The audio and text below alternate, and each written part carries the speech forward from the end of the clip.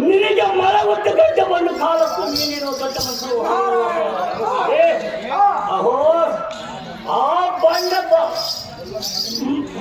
ಬಂಡನ ಮಗನಿಗೆ ಮಗನ ಕೊಡು ಎಂದು ನುಡಿಯುವುದಕ್ಕೆ ನಿನಗೆ ಅಷ್ಟೇ ಬಡವನಿಗೆ ಸ್ವಾಮಿ.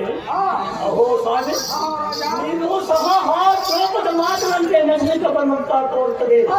ನೀನ್ಯಾವ ದೊಡ್ಡ ಮನೆಯಲ್ಲಿ ಚಂಚೆ ಹಾಗಿರಬಹುದು. ಆದರೂ ಚಿಂತೆ ಇಲ್ಲ. ಈ ಯಾರದಲ್ಲಿ ಸರಿಸುವನು ಇನ್ನ ಮೇಲೆ ಭಾಗವನ್ನು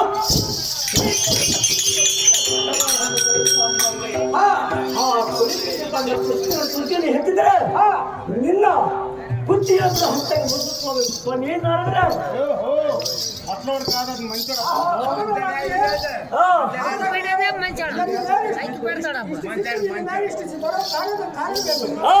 ನೀನಾಗಿ ಕೇಳಿದ್ರೆ ನಾನಾಗಿ ಹೇಳಿದನು. ಒಳಗೆ ನಮ್ಮದು ತಪ್ಪೇನೈತೆ. ಅಹೋ ರಾಜ, ಅಹೋ ಸ್ವಾಮಿ. ಆದ್ರೆ ಸಿಂಧಿ ಇಲ್ಲ. ನಿನ್ನ ಮನಸ್ಸಿಗೆ ಬಂದಂತೆ ನಿನ್ನ ಮಗಳ ಲಗ್ನವನ್ನು ಮಾಡಿಕೊಡು. ನಾವು ಯಾತ ಕೇಳ್ಬೇಕು? ಲಗ್ನ